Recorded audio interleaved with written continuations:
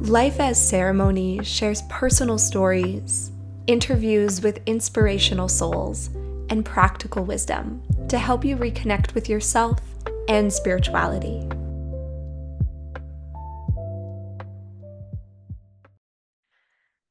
Welcome back to another episode of Life as Ceremony. Today we have Sarah Anne Tourond joining us. She is an author, an illustrator, yoga instructor, registered massage therapist, wellness facilitator, wellness consultant, and mama. You can also refer to her as the Wellness Auntie. Thank you so much for joining us today, Sarah. Thanks for having me here. I'm so excited. Yeah. So today we're going to chat about reconnecting with culture, what that journey has been like for you, reconnecting with your First Nation roots. But before we get into a thoughtful discussion about it, I thought we could start with some this or that questions and a little bit of rapid fire. How does that sound? Sounds good. Okay, great. I included some special questions just for you. You'll see what I mean when we get there. Okay. Ocean or mountains? Ocean. Sunrise or sunset? Sunset. Mucklucks or Ugg boots? Mucklucks. Hands down. Yeah. Dogs or cats? Oh, my dog. Your dog. Yeah, your dog is pretty special. Seriously. Yeah. She's looking at me right now. She's like, "Are you talking about me?" Yes. Yeah. Yeah. Love it. Favorite season? Mm, like the beginning of summer, like June, when all the flowers are starting to blossom and you can smell like the lilac trees. That's Yeah, that yeah. Nice. Love it. Eagle or wolf? eagle. I'm Eagle Clan, so I have to. It's like I have to choose You eagle. have to. You can't. Yeah. Respect. Moccasins or beaded jewelry? Probably beaded jewelry. Yeah, nice. Okay, I'm actually moccasins. Not a lot of people know this about me, but I'm like a barefoot shoe girly. Like I wear a lot of barefoot shoes. And so like I will, yeah, like I'll wear moccasins like all the time. I do wear a lot of moccasins, but I just feel like a beaded earring will just change an outfit, like Yeah. on anything. A white t-shirt and a pair of beaded earrings and it's a full fit. It's true. I actually like I just haven't entered my beaded earring era yet. I just haven't got there yet. I'm trying not to force it, but it hasn't come for me yet. Well, I hope your wallet that you're not because I spend too much money on beaded earrings. Well, yours always look great, including the ones you're wearing today. I love them. Yeah. Best book you've ever read or best book you've read in the last year? I read a lot, so that's hard for all around, but I'm trying to think of a book that really um, mm, what's coming to mind right now is a book that I read. Um, I think it's like this time last year, and it is by Helen Knott, and Mm, it's called Becoming a Matriarch. nice. Nice. I actually just downloaded that on my Audible like last month. It's good. Yeah. Yeah, I've read her other book too. I think it's like In in my my moccasins? yeah, Yeah. she's a writer. Yeah. Nice. Okay. Just start it. And then last kind of rapid fire question for you is if you have a favorite quote, any words to live by, even anything that currently is top of mind that keeps coming up for you that you want to share. I've got a couple that I are like mantras to Mhm. me. I've gone through a big year of change, so something that I say to myself when it feels like I'm losing a lot in my life is everything that enters my life is a gift and everything that exits my life is a gift. Beautiful. And another one that I live by is just do it scared. Just do it scared. Like I think that everybody that a lot of people, including myself, we make a lot of our choices from a place of fear Mhm. and just doing it scared has been Mhm. I've kind of gotten anywhere I've gotten in my life is just do it scared and not knowing what the fuck I'm doing. Am I allowed to swear on here? Because I'm gonna. Yes, absolutely. Yeah. Okay. Oh, no, I love that. Thank you for sharing that. I it definitely resonates with me. I feel like, if we're waiting until we're not scared, we're going to be waiting forever. And sometimes you just got to go for it and do it anyways. Yeah. Okay. Okay. Sounds good. Okay. So can you share with listeners a little bit about which nation you're from, or tell us a little bit about your connection with your ancestry? So I am claimed by Gambler First Nation, which is in Treaty 4. I'm also Red River Métis, and I come from the European dystopia, so a big mix from some parts of my family there. And um, because I'm claimed by my Gambler First Nation, that's an Ojibwe Anishinaabe First Nation. So that's probably the culture that I resonates with me the most and that I have the most knowledge in, just because I've Hmm. had access to elders and that kind of community through Hmm. that. Um, and yeah, my culture, Anishinaabe culture, is a very big part of my life. It's a big part of what I offer for people. And um, yeah, I think that covers all. Oh, I'm Eagle Clan. I live on unceded Musqueam. Oh my God, what are all the Vancouver ones? Musqueam, Squamish Nation area. And Swillertooth. Yeah. And Tsleil-Waututh. Yes, yes. Great. So I just moved here, so I'm still remembering all of those. But Yeah. yeah. Yeah, awesome. And when you talk about the connection that you have with your culture now, or having access to elders, or that being the one that resonates the most, because that's, yeah, that's what resonates with you. Has it always been that way, or what was your connection like with culture growing up? I didn't, so I lost so the way that I guess my Tell blood. us your story, Sarah. We're not Yeah, here. We're so not here for the short. I can see her like trying to be concise over there. Take so your time. Tell us. I was raised by my father, who is of European descent. Hmm. My mom, who I lost to suicide at the age of, like, I was a month shy of 3 when she passed away, Hmm. is Ojibwe and Métis. Hmm. And my experience with my culture growing up was that I kind of knew that I was Native, but the culture was not a part of my upbringing. I mean, being raised by the white half of my family, as well as just, I grew up in small town Manitoba, and I think honestly, it's still an issue in areas like this where there's a lot of, it's almost unsafe to be an Indigenous person in like places like that. So I like to think that the reason I wasn't connected to my culture was, in the 90s, my dad's thinking of this as his way of protecting me from a lot of things. And I didn't really spend a lot of time with my mom's half of the family, and they were quite disconnected as well. Um, the effects of colonization, the way that colonization affected my family was implementing a lot of shame in our identity into around being Indigenous. So there wasn't a lot of connection in my family to our culture growing up. My grandma mostly identified as Métis, and she played the fiddle and uh did was involved like musically in the culture, but I wasn't really aware that that was connected. Um, and so growing up, I didn't have a connection, but I always knew, and I think for me, it was always that deep knowing and that connection I had to the land that kind of always r- was my connection to my ancestry. And I think that that is the thread that has kind of woven my entire reconnection journey together, is coming back to connection to land. And it's always where I find the answers to a lot of my questions is from the land.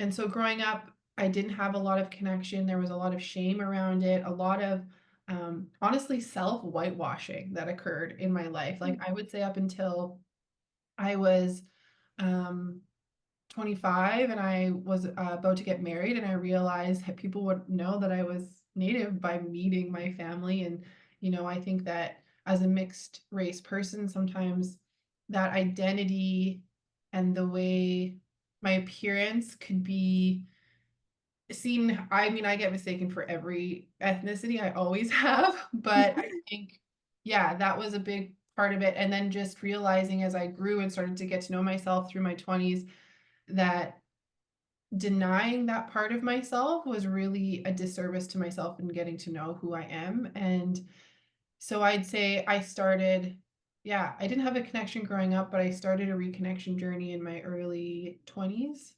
Mhm, mhm. Yeah, the way you talk about that connection with land, even as a child, it sounded really intuitive. I can imagine. Yeah, can you tell us a little bit more about that? I also know your latest book is called "You Are the Land." Yeah, so tell us a little bit more. So I grew up, like I said, in rural Manitoba. I grew up on a horse farm. So I spent a lot of times, and I grew up in a mixed family home. So I had a stepmother and step siblings who I didn't really belong in the family. I didn't really get along with them, and yeah, I didn't fit in my own home. So um, I would spend a lot of time, like, out in the horse pasture, and I had this rock that I would sit on, and we had a spring that went through our property when I was growing up, and I remember talking to the water as a little girl and just, like, talking and journaling, and there was something about that stream, that water, that really felt nurturing to me, especially as a kid who didn't really grow up with I mean, I did, my grandmother on my dad's side was a really strong mother figure to me, but having that place, that safe haven to go to, and then horses to me too, having that connection with them, and I remember I was in 4-H pony club growing up, and my dad would lead the trail rides that we would do every year. And there was a spot on our property where there was a native burial ground. And we would always stop and have a moment of silence during the rides. And I just remember like this, it's hard to describe, but a feeling of knowing that these are like relatives, that these are Mhm, like, these are significant people to me. mhm, And I and just animals and in communication with animals and always having that understanding that like of finding symbolism in nature. Do you know what I'm saying? Or validation. Like I would be thinking or ruminating, and then there would, like an eagle would fly overhead and I would just kind of know. Or you I just felt like animals would bring messages to me. The land would always be the where I would go and feel safe. mhm, And so very intuitive for sure. And then my book, You Are the Land, my entire series basically, well, it's about the medicine wheel, but when I started writing children's books, I started writing children's books because I wanted these books to be for every child, children who don't have family or adults or safe people in their life, to understand that they can, by cultivating a deep connection to the land, they can kind of begin to find that solace, that comfort, that connection that they're not finding in their life. So there's, I don't have any other human characters in my book series other than the main character. All the other characters are elements from the earth. So, like the wind and the water and fire and the trees, everything has a face on it so kids can tell that they're alive. And I think for me, if I had that deeper knowledge and understanding of what I was intuiting as a child, it probably would have led me to my culture a lot quicker. Okay. And you started to really reconnect with it in your early 20s. What did that look like for you? Honestly, it was very quiet at Mhm, first. It was very introspective. It was connecting to family first. So the first thing I did when I got curious was reach out to extended family on Facebook and mm, start asking questions. I got my family's genealogy from a great uncle on my grandfather is Métis and my grandmother is Ojibwe and she identified as Métis, which was that's a whole other podcast around fair identity. enough. Fair enough. So I connected with my grandfather's side and I got my Métis ancestry all the way back to 1778 and started to learn about that. And I actually didn't like get my status card until this time either. I wasn't allowed to growing up. I think once again I like to see it as my um and I say this in the kindest way possible, like an ignorance towards how to fully protect me and my Indigenous identity from Mhm. my dad of was to not allow me to connect with that.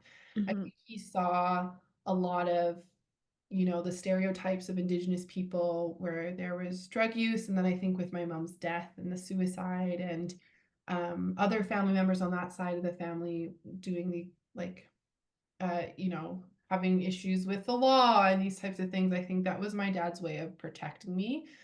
Yet my step siblings, my stepmother, and uh, were not very kind to me and would say, racist things to me in my own home. So I wasn't really protected, and I've had a different experience, I think, with racism than other Indigenous people because I don't often get it in the world because I can be white presenting or, it depends who's looking at me really. And whereas I received it in my own home, I've since had conversations with a couple of my step siblings where they've apologized and we've worked through a lot of that kind of stuff. But yeah, the reconnection journey for me was in my early 20s, began with the genealogy and then just listening. And I think reading a lot, connecting with other Ojibwe elders before I even connected with ones from my own community.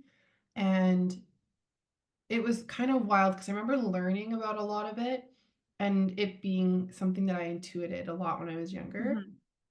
And I think for me too, in that reconnection journey, was a really deep realization, which led me to a lot of my work, was realizing that if my mom had this connection and this type of Mhm. ancestral community, this type of decolonized community, that maybe she would still be here. And Mhm. there's so much in our culture that ties to inherent self-worth, because in most teachings in our culture, in Indigenous cultures, and from my understanding of Anishinaabe culture, is that in our existence we are sacred. Mhm. Everything on earth that is alive is sacred. And I think if we can instill those teachings into people, um, that's what it made me realize is that if my mom had had that instilled in her growing up, then maybe she would still be here. And I think that um, that was really a catalyst for my own self growth too, and realizing like that I was sacred in like inherently sacred and worthy of pursuing my dreams, pursuing the work that I wanted to do, of that I don't have all these university degrees, but I have a a very rich life experience that I can share Mhm. with people. So I think I don't think my reconnection journey will ever be over. I think there's so much to learn about our cultures, um and then yeah, it's always just been a continuation. Like I was in my early 20s trying to figure out who I was, which led me to my identity.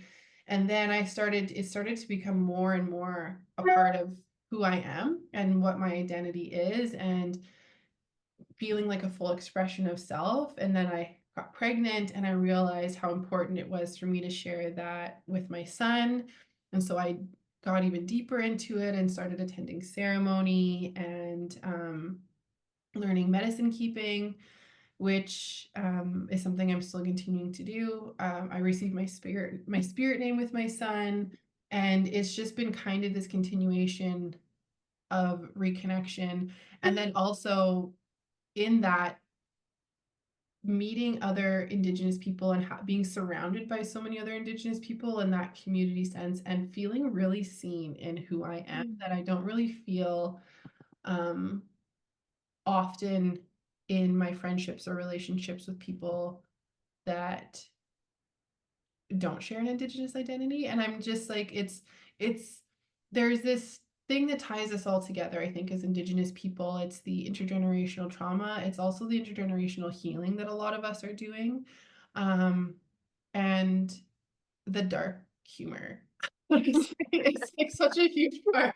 That's like too much for some people that haven't been through some of it. So yeah, I think it's a constant journey, reconnection, honestly, and coming back to the land and coming back to, I think it can kind of get convoluted, Mhm. reconnection journey with just online perceptions, I think.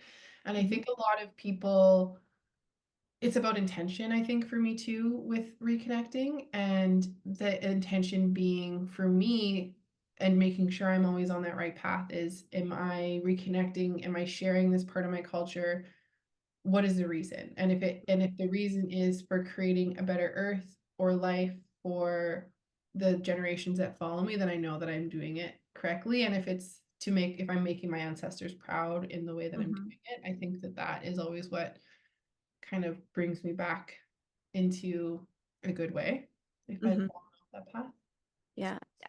Yeah, yeah. As someone like witnessing you on your reconnection journey, to me, it's always seemed like you are someone who's following your truth, walking in that good way and not doing it. Yeah, like your intentions are coming from the right place. And it sounds like you allow your heart, your intuition to guide you on that path that you walk. And I think you do it really, yeah, with a lot of integrity. Yeah. Which, thank you. Yeah. Even Um, shifting language, that's like the next big obstacle in the reconnection journey is I want to be an elder who can speak fluently in yeah. yeah. Amazing. Are you taking classes, a book, or it's just on your radar in terms of what's next for you? It's goes back right now, it's that, like I said, listening. So spending time with language speakers, picking it up, because our languages were never meant to be written, they were meant to be shared orally. So I think that's a big part of it for me is really intentionally listening. I listen to podcasts a lot that are in Anishinaabe. Amazing. I'll look up a word on the Ojibwe dictionary if I'm like thinking of it, and then yeah, sometimes I'll have like post-it notes in my house too, of like I'll put it on something so I know that that's the name of it. Yeah. Um, and reading to my son is a big part of it too, like getting books that are in Ojibwe language for him and then reading it to him is really helpful too, because that's like the level of Ojibwe reading I'm at. So I love it. yeah. Any Ojibwe words you want to share with us? This is my favorite, and I share it a lot in my yoga classes because I think it's just so potent. And it's mishkiki, and it's the word for medicine Mm, Ojibwe, but and so it translates to medicine, but what it means in our language, because our language is very connected to the land, is to draw strength from the land. mm, And when you have the understanding um, through our culture to know that we are the land, mhm. you understand that everything you need to find strength is also within yourself. So I love that word, mishkiki. It's my favorite because it reminds you of like all the medicine that you carry in yourself too. Yeah, beautiful. Thanks for sharing that with us.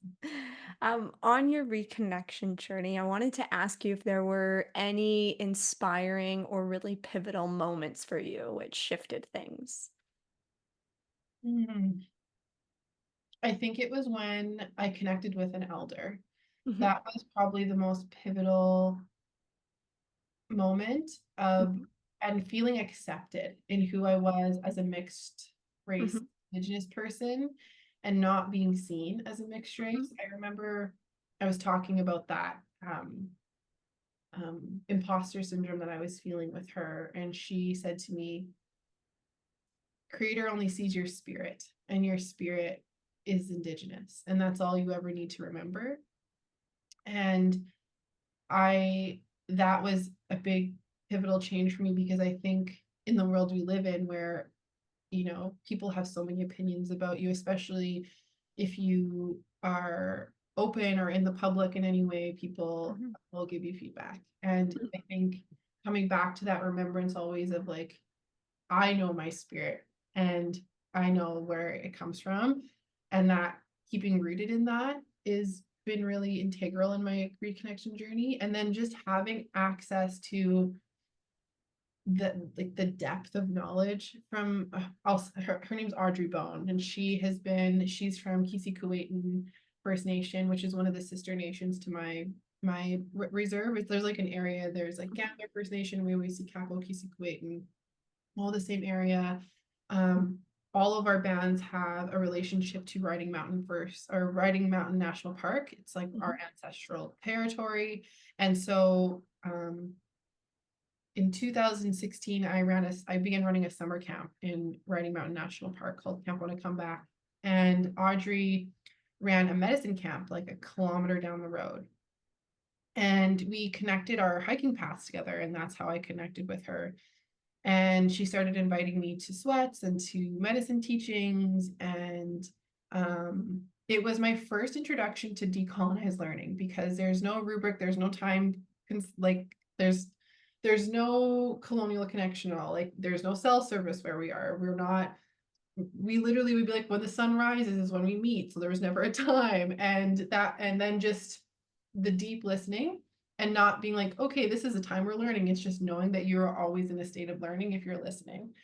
And the love that I received from them, that feeling of community, that feeling of care. My son was a baby.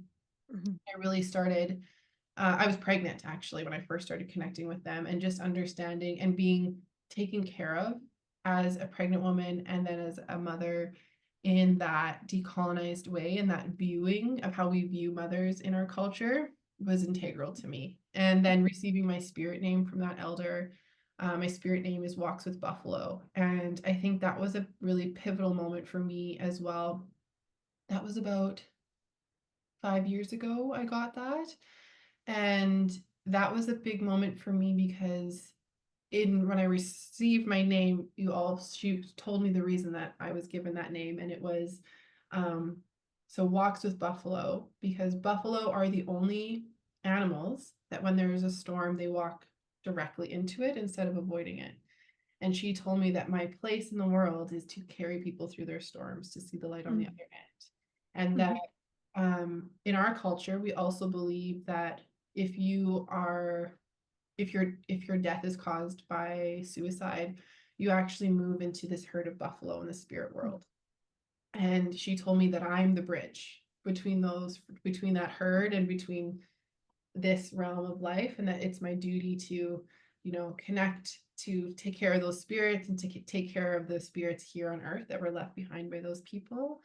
And it really helped me find clarity in my work. Mhm. Yeah. Mm, yeah, amazing. I was wondering if you have any examples that come to mind that you could share with people of when it felt like you were living that and how you walked people through their storm, if you have any examples. I think it's when I really when I really realized I've worked in wellness Mhm. for like 12 years now.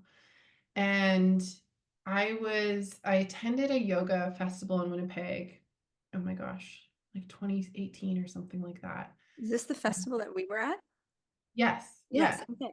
Yeah. And I took a workshop where we spoke out loud our goals. And my goal at that time was to teach yoga and wellness to Indigenous women and girls, and to go out onto reserves.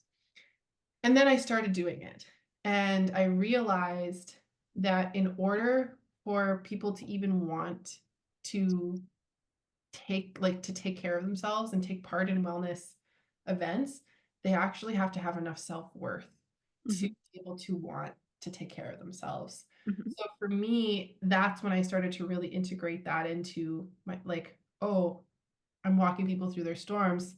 And the other side of that storm is the actual self-worth to want to take care of themselves. Like I have all of these skills that I've accumulated from being in the wellness industry for so long, but what really is helping me use those skill sets is that inherent gift that it was given to me by creator of being someone that the life experience that I've had, and um being an open person that I think a lot of people feel comfortable in talking to, and um just allowing people to show up as they are, I think, was a big part of it. So I think it was when I started going out onto the reserves, because I live in a city and I'm around a lot of Indigenous people who are very inspiring, who are doing big work and Mhm. doing a lot of change. And then I started going out onto reserves and seeing that there's still so much work to be done in uplifting our people. And that is when I really started to realize, like, this is what I'm supposed to be doing,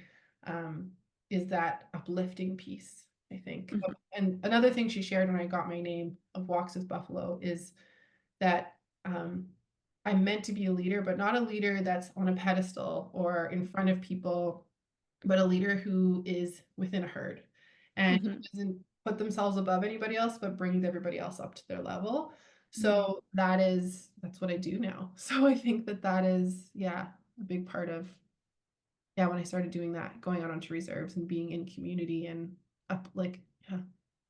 Yeah, the visual and the way you described like lifting people up was really really beautiful, and just the way you're talking about that and that feeling like kind of the first example, but in your work, whether it's writing or working with people one on one or in community, there's so many ways in which you are walking people through the storm. Yeah. I wanted to ask you, you've touched on yoga a couple times, and I just was wondering if you wanted to share a little bit about that here and now from the perspective of like I look at it as like walking in two worlds almost, like you're holding these two cultures, right? Of yoga and then, who you are, yeah, inherently. And what is that like for you? Oh, that is an inner monologue that I have a lot of, Yeah. the holding space for honoring the culture that yoga comes from, and then also the culture that I come from. And I think for me, it's finding the likeness between the two that really keeps me rooted in it. And also, I teach a lot of yoga to community where they've never had it, exposure to it. So I teach a lot of like quote unquote beginner yoga.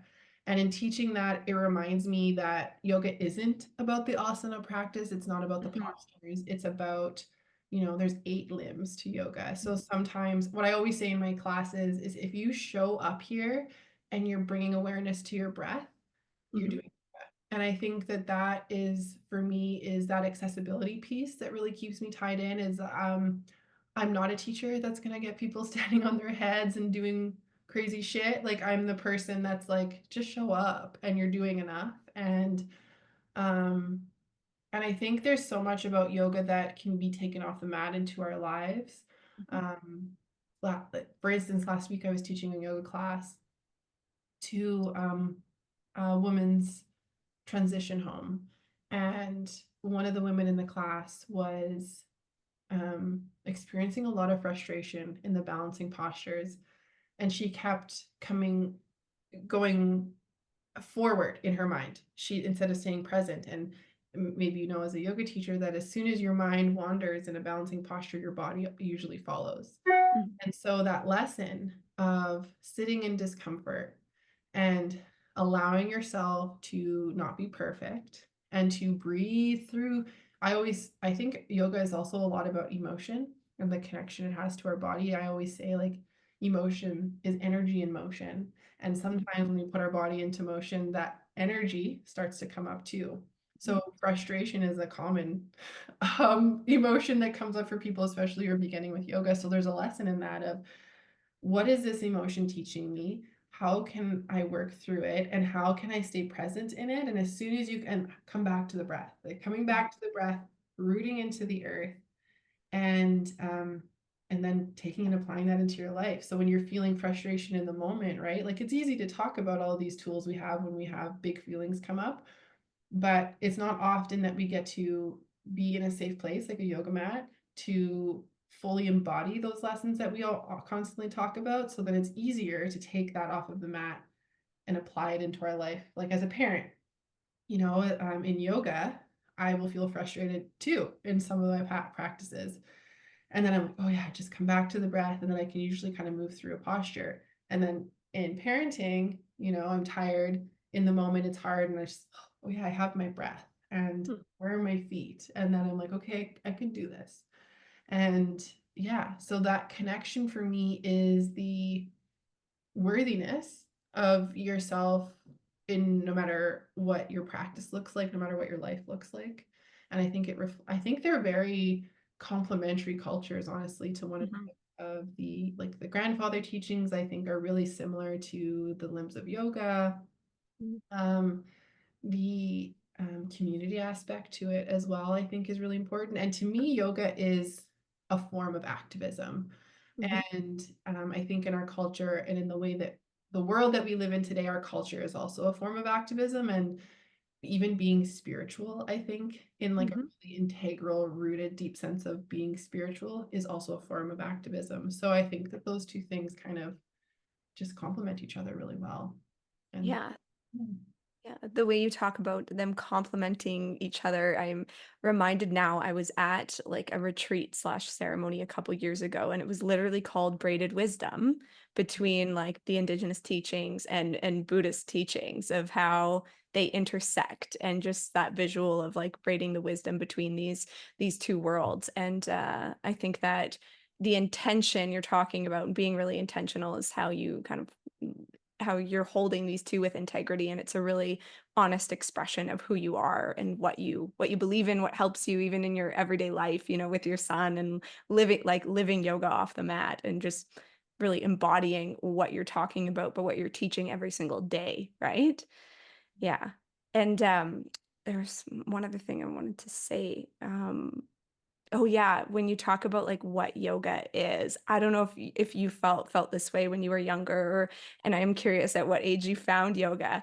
But for me, I often say like yoga was my ceremony until I had any access or understanding of my First Nation culture in my 20s. And I was curious if how you feel about yoga in terms of ceremony, in terms of that connection, community piece. Yeah, I think so. I came to yoga in a very physical way. I I was an athlete when I was younger. I played basketball, and I've always kind of known it, but I didn't really realize it until this year, actually, moving through lots of transition in a difficult year, is I've always used movement as a form of ceremony. Even as a kid, when things in life get overwhelming, I would go for a run or I would play sports. And I was never the best person on the team, but that sense of community of a team, the movement in your body, and then also the medicine of movement. And um, it has always been, it's honestly what has kept me alive is the, is how, is just is moving and sweating and the ceremony of sweat and the ritual of showing up for yourself in that way.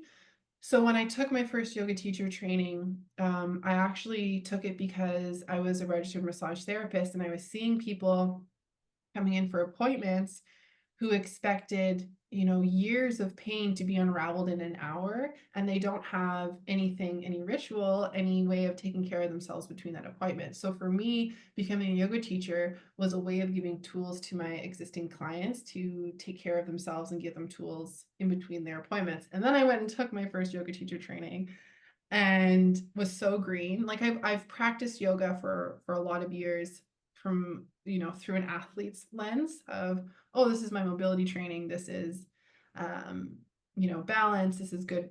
You take it off the mat and into sport. And then I took my first yoga teacher training, and fortunately, I did like zero research and just happened upon like a very culturally integrated yoga teacher training. And we learned Ayurvedic medicine, and we talked about all of the teachings of yoga, and it was very heavily, there was a lot of meditation in it.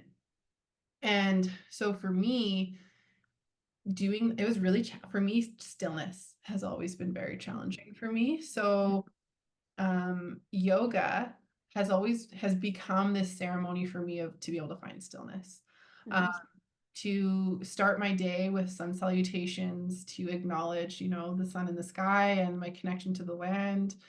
Um, Even like the small little things of like taking care of your mat has become ceremony to me, of like the Mhm. scent that I put on it to clean it. And um yeah, that morning, it's become a big part. It's like a part of my morning ritual now, which is, I think, integral to how I live my life. Of I wake up in the morning, I gratitude journal, I do sun salutations, and then I sit and I meditate. And so for me, um yeah, I guess I came to yoga through physicality, and now it's like very much not about the physical part of yoga to me now, and I'm going to teach, Yeah. yeah, the complicated asanas or anything like that. So I don't know if that answers your question, but Oh, it totally does. I think so many listeners will also be able to relate in terms of how they found yoga or where it's led them. And just for us to hear about how it supports you now or how you connect it to ceremony and in some way for yourself that feels authentic is really beautiful. Yeah. Okay, I have a couple questions for you. Well, I have lots of questions for you, but we only have so much time. So, one of my questions is for someone who doesn't have any connection with culture and they are First Nations or Indigenous, what advice would you give them? Um, well, first of all, we come back to our grandfather teachings, and I think the core of all of our grandfather teachings is love. So the grandfather teachings are love, humility, bravery, truth, honesty, wisdom, and respect. So when you approach coming when you approach getting to know your culture and getting to know yourself on that deeper layer, I always approach it from a place of love for yourself, for your ancestors, for those that come after you, and for the culture. And I think the core piece, the core grandfather teaching that is in humility Hmm. of approaching that knowledge in a way that helps you grow and not as a way that can give you more access. And I think actually, to me, connecting back to culture is actually unraveling colonial mindset first before you approach culture. So, what is your intention coming into it? And then also in that is for me the first half of my reconnection journey when I was like 21 to Hmm. whatever 26 was just listening and listening to the land, reading books, listening to elders, um, and listening to that part of myself that knew who I was. Hmm. And I think and connecting to the land, because I think that is often even people there's a lot of natives, that have grown up in connection to their culture, um, and their people. But I think a lot of us kind of move away from the big picture of what our cultures mean. And we come from indigenous as an umbrella term for many diverse cultures on Turtle Island. But I think that the root and the core of all of those cultures is stewarding the land and living in a way that that the choices you make in your life matter beyond the length of your life. So Hmm. when you come back to culture, doing it in a way that brings you in closer connection to the land, um, that brings you to a place of listening, and then remembering what decolonized community means. And that usually means, reciprocity. And so when you're receiving knowledge, making sure that there's reciprocity in that and that it's not extractive in any way. And to be gentle with yourself as well and try to almost put on some blinders because there are people who are coming back to culture or claiming connection to indigeneity, with false claims or maybe not in integrity. And so just to always be mindful of that, but also, yeah, remembering your intention is important, and also your how that intention affects other people, I think would be, yeah. So reciprocity is important, the grandfather teachings, and a decolonized sense of reconnection, right? Of not being extractive of the culture. Hmm. Yeah, I think asking ourselves the question why we're doing what we're doing is important in so many contexts in life, rather than blindly following what other people might be doing. Or yeah, it's important to why is that important to you? Why now? And how do you know? And just a follow-up question to that, and thank you so much for sharing also your wisdom and knowledge, because I know that what you just shared is what I needed to hear 10 years ago, and I can only imagine how it's landing with people who are listening to this right now. And for people who are, I think there's a lot of disconnection and fragmentation, from residential schools, from colonization, that along this reconnection journey, it's really tender. And in terms of connecting with elders or relatives, um, I love that you included examples of like reading books and listening to the land, because I think sometimes And I know I felt this way in my early 20s. I felt really alone and really lost, like I did not have support. And for yeah, for people who are at a place in their journey where their intention is coming from the right place and they've gone back to the land and they've read books, but they're still experiencing a lot of disconnection when it comes to community, relatives, elders. Do you have any, I don't want to use the word advice, but do you have any guidance for them? I think a great place to start is connecting with your local friendship center, and then creating community through that. Um, it's, if I could say pretty confidently almost all Indigenous families have a lot of trauma to work through. Mhm. And as some of our families have um, trauma around just our identities.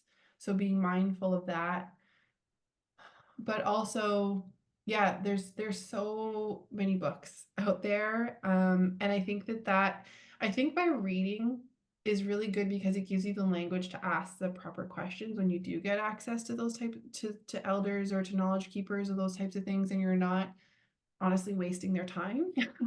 It's the same thing as I would tell a non-Indigenous person who has questions about Indigenous culture is making sure you're doing the work first before you come and ask someone Mhm. for their labor. So there's literally so many books out there. Like I have a book on Ojibwe ceremony. And honestly, Richard Wagamise's books, who is also an Anishinaabe author, his books were a big part of my reconnection journey and understanding the spirituality of my culture.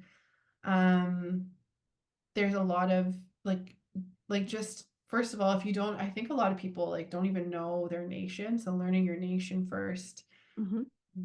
Language can also be a huge access to culture because so much of our cultures are integrated into the language and the verbiage and how deeply land based our languages are.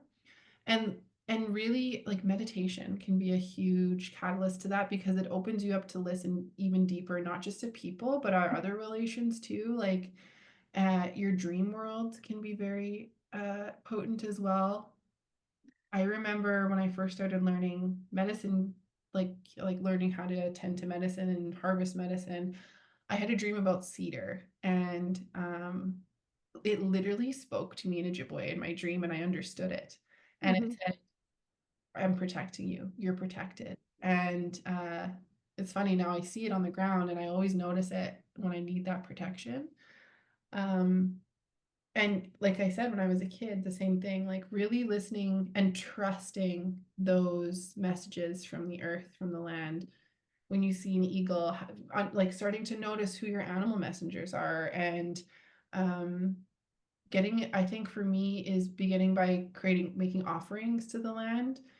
Um, Tobacco is accessible. I think a lot of people think it needs to be this like fancy tobacco, but like go buy a pack of cigarettes at the gas station and start making offerings to the land and praying.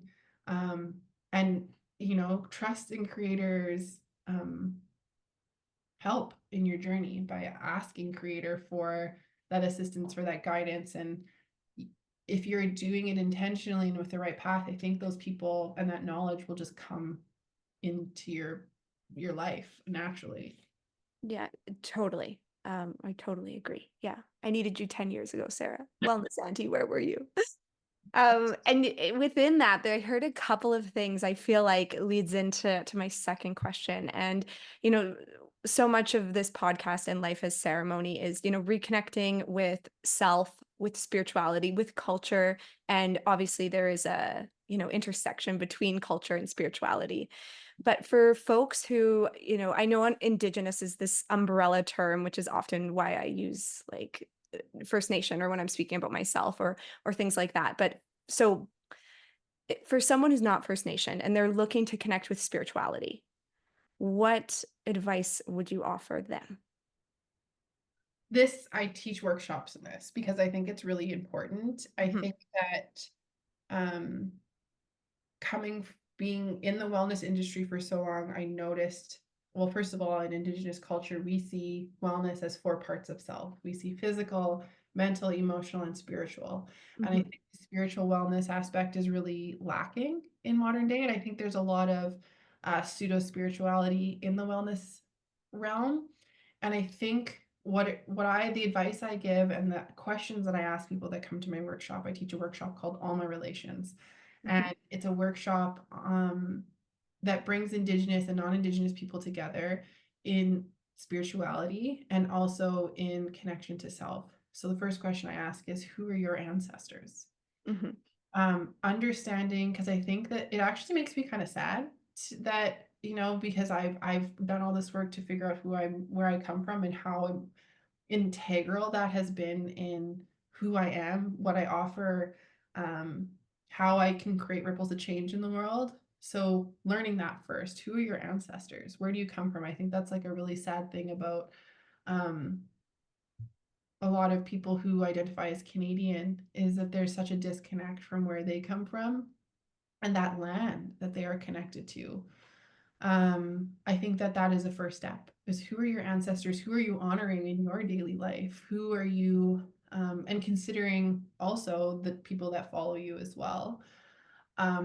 If you go far enough back, all culture connects to land, right? Like that's where the witch hunts come from is white women who had a connection to the land and were, seen threatening by colonizers. So I think I can speak like for women specifically is we are inherently connected to the land. We are sacred beings. We are literally a portal from the spirit world into the real world, whether you choose to, have children or not, that doesn't change that we are a portal. And so I mhm, think connecting to that as a woman is can be a huge part of that of like just remembering that you are a portal to the spirit world, so you are inherently connected to it. Um, and connecting to land. I think that we forget that we are not separate from the land. mhm, So coming into that remembrance that's not a First Nations or an Indigenous teaching. That's a part of so many cultures, right? And so just creating a relationship with the land in some way, I think is one of the greatest first steps into finding a integral connection to spirituality. And honestly, and I know a lot of people don't like hearing it, but don't use other people's cultures. Like I think for me, one of the things that has bothered me the entire time I've been in the wellness industry is the use of smudge by non-Indigenous people. As an Indigenous person who has spent half a decade learning medicine keeping from an elder, I would still never share a smudge in a yoga class or in any other form. You don't know how people are showing up. It's not that's a spirit. That plant is a mhm, spirit. And this is the thing is when you begin to understand the land and the people that you come from, you'll understand that like smudging specific plants are a part of many cultures, but it's finding that plant that's in relationship to your own culture, like yarrow. Yarrow is a universal medicine. I always suggest if you want to smudge to start there with yarrow. It's not extractive. Like white sage has now become an endangered plant species because it's been over harvested in a colonial way instead of how indigenous people do it, which actually like helps more plants grow as they pick them. Palo Santo has also become an endangered plant due to overharvesting. So just that having that understanding, that reciprocal, creating a reciprocal relationship through the land, I think will bring you into a place of spirituality because you start to understand like your life isn't more worthy than anything else, like it doesn't have a more integral part in the world than a bumblebee. Like, look what happened when the bumblebees were going extinct. Everybody was worried everything was going to die, right? So you start to understand how small you are, yet mhm, how significant of a change you can make with your life. And to understand, for me, what I always come back to, because I start to spiral a lot when I go into my cerebral space, like when I start being a colonial cerebral person, I'm like, oh, there's so much to change. How am I going to do it in this lifetime? How am I going to do all this? mm, It's realizing that I might not actually get to see the change that I'm implementing in the world in my lifetime. And mhm, that actually gives me a lot more hope of mm, knowing, like, I don't have this limited amount of time to create a change to see it, but that ultimately it can create change. I just might not see it.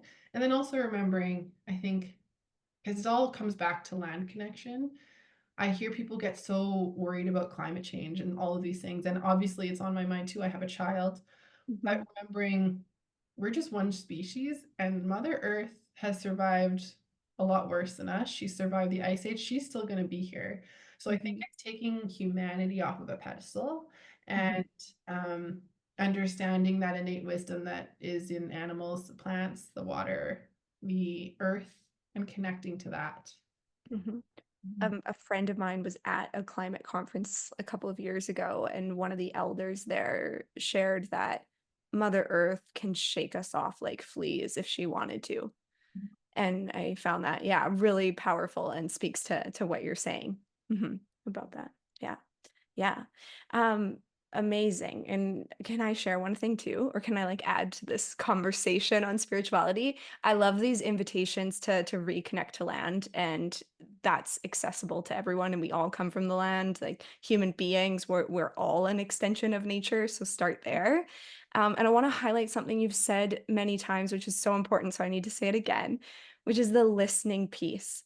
Because what I'm getting at here is like following your truth, and I think that when people are returning to the land or opening up to their dream time, no matter where you come from, like trusting what you see and what you hear, and that's a form of listening. And I think, for a lot of people, reconnecting with self and reconnecting with spirituality, they're like in this fear-based place of what's right and what's wrong. Even when you talk about medicines, like I trust people will know their truth or what's right or wrong for them if they're truly listening. And Mhm. so, yeah, whether it's land, whether it's dreams, to kind of tie that all together, really listening, because if you are, then you'll follow your truth and you'll be walking in a good way and moving from a place of integrity. I Yeah. think to add to that, I think that connection to land is also because we are the land and there's proof in our bodies, right? Like our breath, Mhm. same air Mhm. goes through the leaves on the trees. Our bones are made of the same minerals as the earth. Our blood has the same water in it as the rivers and the streams. And so connecting to your body and I think it's like we have to starting to live in your body instead of your mind is a great pathway into spirituality because it keeps you in the present moment, which keeps you in a state of listening, I think. Um, a meditation prompt I give to a lot of people that's really simple, or a mindfulness prompt, is where are your feet? Where are your feet? Yeah. And it brings, for me, when I ask that question, it's like, oh, my feet are in these warm socks in this warm home that I get to live in on this beautiful land close to the ocean. So it brings you back into a place of gratitude. And for me, finding gratitude is been a pathway to spirituality as well. Absolutely. Like, in my opinion, like, I believe gratitude in itself is a prayer. Like, saying thank you is a prayer. Like, even in small passing moments of eye contact and thank you, like, when we are living our life awake and present, life itself is a prayer. If we are moving with intention and we are present, we are connected to our body and our breath in those moments, it makes what we're doing sacred and spiritual. Because, yeah, it's all spiritual. Yeah. Okay. I just have one last question for you today, Sarah. I mean, for your first interview, obviously you're going to be a returning guest, we hope. Okay. Okay, I'm curious what's next for you, especially well, share anything you want, but in the realms of culture and spirituality and you wearing so many different hats, I'm curious if there's anything coming up for you that you're really excited about. Um, yeah, and I feel like it ties into, and I'll just ask it now, like, let us know how we can find you and support you as well.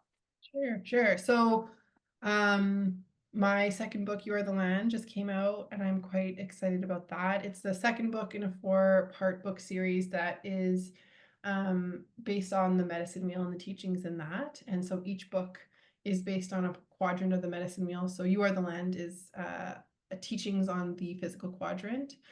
Honestly, right now my focus really is on sharing wellness through the lens of the medicine wheel to everybody because I really think when we segregate our knowledge away from non-Indigenous people, we're actually doing a disservice for future generations because for change to actually happen, we all need to be a part of it.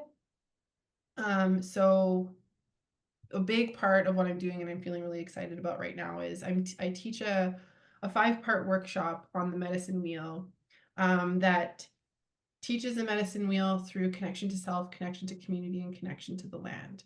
And it's for everybody. Literally, I've taught it to Indigenous people. I've taught it to in corporate settings. I've taught it in a wellness space.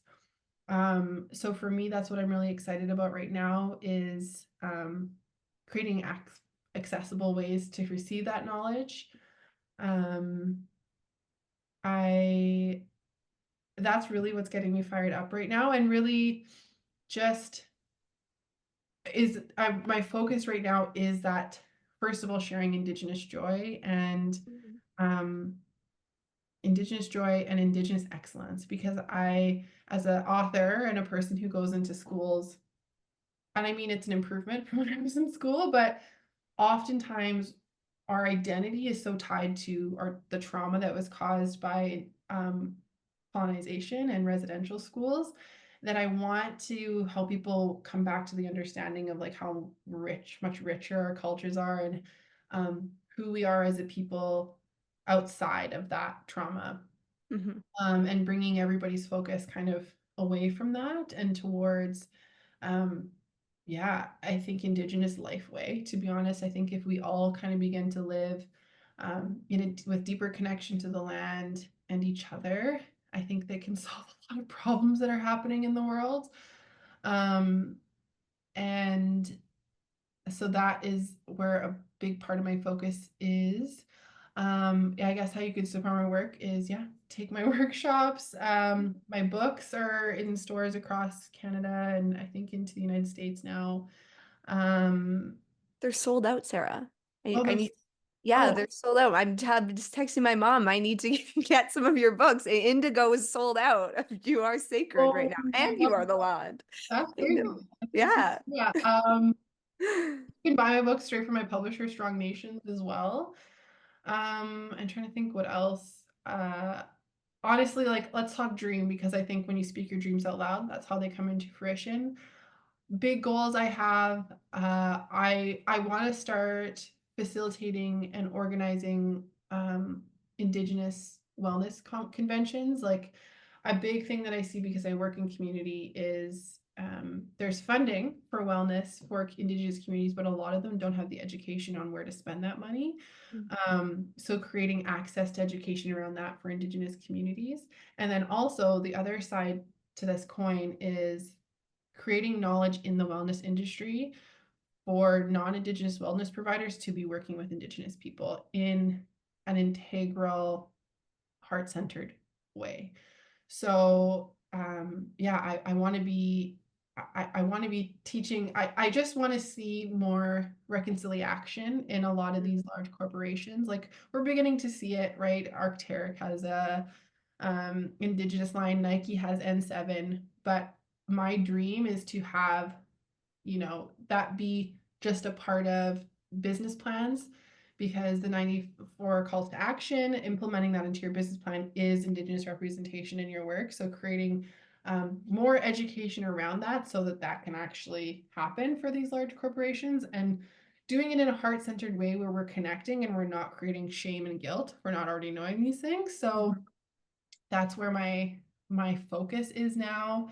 And then always writing books. Like I always joke, like one day I think I'm starting to really realize that my books are the legacy that I'm leaving in this world after I'm gone. That's like the part of me that will still be alive here. So writing children's books for me has been so rewarding and still so weird that I get to do that. And I always joke, yeah, one day I want to be known as like the Indigenous Robert Munch. Like I just love getting to do that and getting to put out these stories and making them be for all children to read. Because I think about my son, how amazing it would be for him to grow up with friends who have that base knowledge already of where he comes from, that connection to land.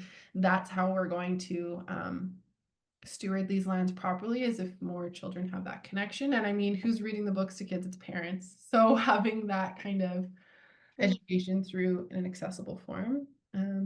Yeah, and I have a website that's I'm working on right now. But for now, you can follow me online, Sarah and Eliza, and then when all that stuff there, I always link it online. The wellness auntie thing is like just the best way to describe because people ask like, "What do you do?" And I'm like, this," and I just think I'm like that, you know, auntie who has like a little bit of knowledge in a lot of different things. So I kind of think that it applies in that way. Yeah, I think that kind of covers it. I need to add something about Wellness Auntie because not only do you have a little bit of knowledge in a lot of different things, but you're also a really safe person to ask questions to. And I think that to me, when you first shared the word Wellness Auntie, my first thought was how comfortable and safe I have felt to ask you questions. And yeah, and that's to me like the embodiment of Wellness Auntie, this safe figure to for people to go to. So yeah, thank Thank and you. also Wellness Auntie has some goals and dreams. She gonna be busy, so thank you for giving us, an hour of your time today to talk about it. Yeah, I'm so grateful for your time, Sarah. Thank you so much for being here, and hopefully we'll see you again soon. I'm sure you will.